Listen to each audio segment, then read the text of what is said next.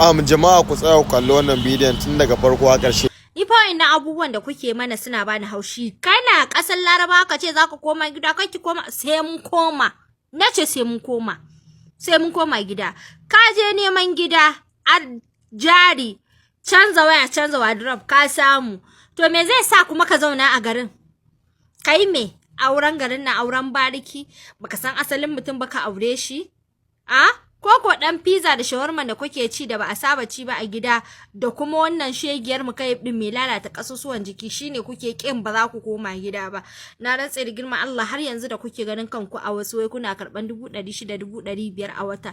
Billahi lazi a Najeriya akwai wanda ke karban miliyan 10 ma a wata. Abin da yake samu ma har yafi na Balarabe. Ni har yau ma ban ga wani arzikin da Balarabe yake da shi ba wanda yafi Najeriya. In dai gida ne irin na Najeriya ne. Ban ga kuma wani special thing da Balarabe yake da shi wanda a Najeriya ba wanda ba.